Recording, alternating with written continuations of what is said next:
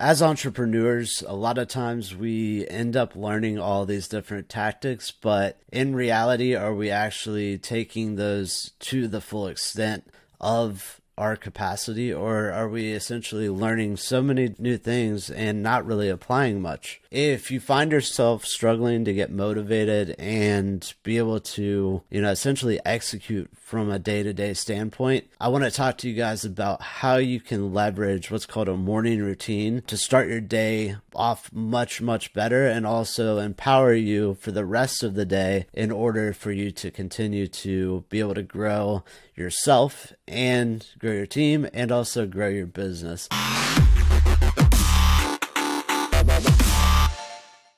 Hi, my name is Aaron Farrell with Sellers Arena, and I'm actually Chief Executive Officer and founder here at our agency. And this is something that I personally really had to work on. I wasn't always just someone that was essentially ready to hit the gym or eating healthy or, doing daily practices that basically got my mindset right, because I always felt guilty. I felt like I was taking more time for myself and basically being able to spend less time on my business, which is totally incorrect rationale, and I'll tell you why. So essentially, if you start off by, not doing this type of thing, not having a daily practice, daily exercise, whatever, or daily routine, you're starting your day off almost in a reactionary mode. You're not taking the time for yourself. So basically, even though you may have more input, into your business, essentially more hours put into your business, that doesn't necessarily mean that it's translating to your output in your business and your execution. So this is something that I've been working on for several months. I've joined,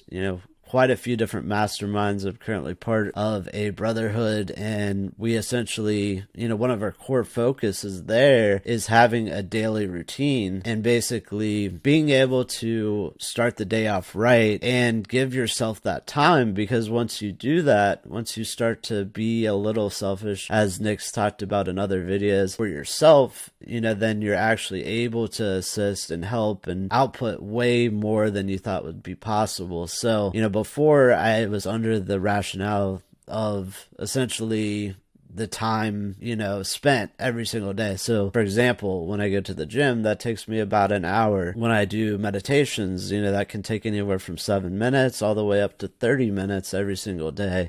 Collectively in my morning routine, it probably takes me 2 or 3 hours every single day before I actually start my work day. And some of you might think that's insane, might think it's extreme or whatever, but in reality, if you're not starting your day off right, then you're basically, going through that same pattern, the same things every single day that occurred. And basically, as several people have said, your words become thoughts and then your thoughts become actions. So in essence, if you're waking up every single day in the same exact routine, seeing the same exact things around you and thinking the same exact thoughts, then essentially you're going to end up getting the same exact results. And, what got you to a certain level in business is not going to necessarily get you to that next level in business. And, with our agency, we've started this several years ago, and, at the very beginning, it was really just us, or just the initial founders in the company, that were doing everything day to day. We didn't have really any extra time that we could spend. It's the whole saying of, leaving the 40-hour work week to essentially work 80 hours every single week. And there's nothing that was further from the truth in the very beginning. Now, with Amazon, obviously there are things that you have to do, but you need to really start to think about, how can I leverage my time the most effective way? So for example, there might be something with inventory or fulfillment on your Amazon business. Maybe you're not utilizing FBA and you need a 3PL, a third-party logistics company, to kind of come in and take care of that for you. Or, maybe, let's say for example, you're launching your product and you really aren't a very good photographer, you're not a good graphic designer, you don't know the first thing about copywriting. Well, can you learn that by yourself? Absolutely. But are you going to do it the best way possible? Probably not, especially if you don't have any experience or any knowledge in that particular area. So as you start to grow and as you start to involve your company, you need to also start to evolve your thought process and how you trade, basically your time for that money. Now, if you can leverage a team, basically now all of a sudden your day got a lot lighter because now they're doing something absolutely passionate about, they love doing every single day. So you're giving them an opportunity to work for you, to be able to help grow the company, and basically taking off that personal responsibility for you and, allowing someone else to step in and do that for you. And the more you start to stack this, the more time freedom that you start to have as an entrepreneur. On top of that, essentially you also have to start building out systems and automations and all these different things that can save you time. Yes, it's going to take you some time investment initially, but I used to joke because before starting my agency, I was basically doing a lot of this stuff as kind of a side hustle, and I was an engineer in the corporate world, and not just a regular like mechanical engineer, for example. I was an information technology, basically a computer engineer to simplify it. But in essence, people would always look at me,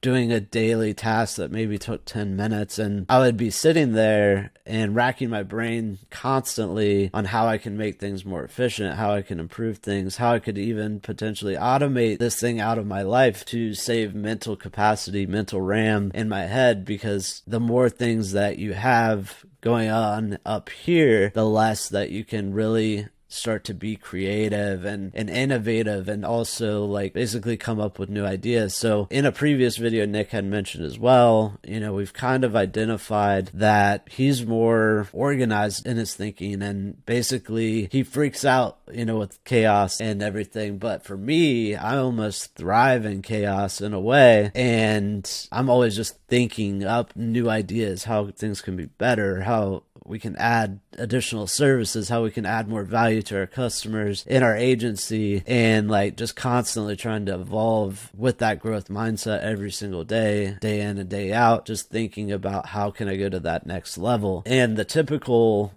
person that maybe starts an Amazon business, they're not even thinking about this in the very beginning. All they're thinking about is that they essentially want to create some level of income that's quote unquote passive, right? And then be able to escape the 9 to 5, for example, and start to run their business on Amazon directly. But they're not really thinking about, the long term. Sure, that's the short term goal that they just need to get out of their 9 to 5 because maybe they're not passionate about it and they're really wired to be an entrepreneur and not an employee, for example. It's definitely not for everyone. That's one thing I've learned, is that, I've tried to convince friends, family members, all these people to become, an entrepreneur and join me on the journey. And no matter what you say or do, they just don't maybe understand that viewpoint, of being an entrepreneur. But the point of it is there's really definitely levels to this stuff. Like essentially when you first start off, your main objective is just creating cash flow, being able to basically survive on the money that you're making on Amazon, but you're essentially still in a way trading that time for money. As you're going into your account every single day, you're trying to monitor,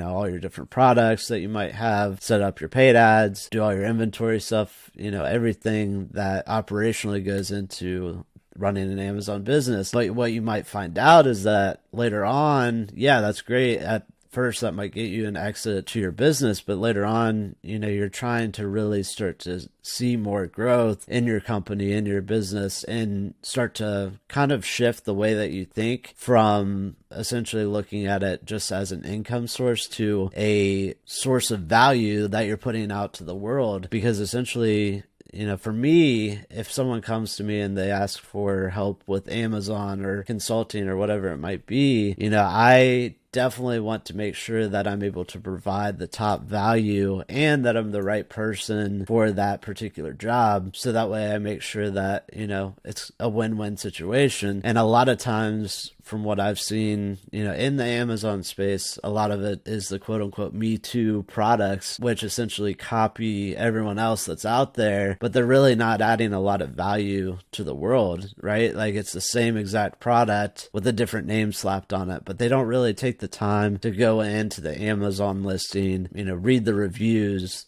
see what's like actually wrong with the product and what people are complaining about, and then making sure that they address that with the manufacturer as they're launching their new product. And beyond that, once you launch a single product, a lot of people that do Amazon, they don't necessarily have a company, they have a product, right? It's the same thing that they often refer to on the show Shark Tank. And basically, someone's out the gate, they launch one product, but they don't really have any level of established brand or brand presence. So let's say, for example, you launched a kitchen spatula on Amazon. Yeah, you've got a kitchen product, but you don't necessarily have a kitchen brand yet. And basically all you're doing is you're arbitraging, you're finding that kitchen spatula for cheaper than it sells on Amazon. And yeah, maybe you put in a little bit of work initially as well to add your brand name on it or have the manufacturer add your brand name. But in reality, by doing that, is that really adding value?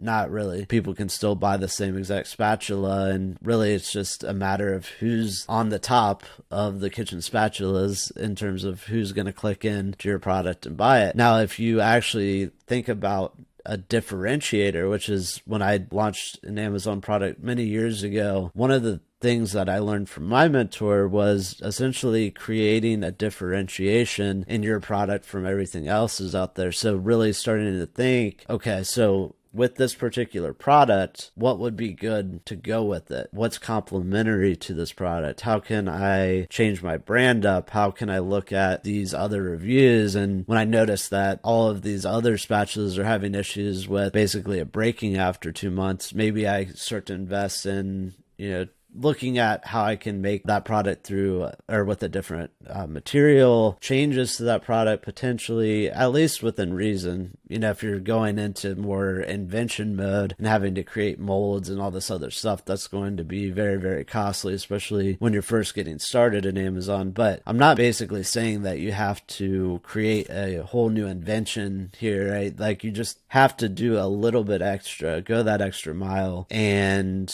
create some differentiator from you and everyone else out in the market. And all that stems, from having some level of personal power, personal belief in yourself and that you're able to do it. So for me, every single morning, basically my routine looks like this. So in essence, I get up at anywhere from 7:30 to 8:30 in the morning. And once I've done that, generally I will get into the shower. I start off with a little bit warm water, so that way I can actually, bear to step into the shower, and then almost immediately, well, not immediately, but a little bit later, switch it over to almost the coldest setting possible and sit there and kind of freeze. Cold showers, cold therapy, whatever you want to call it. That's very important because it creates some level of stress in your body and essentially gets you into a mode where your body's like trying to fight and return back to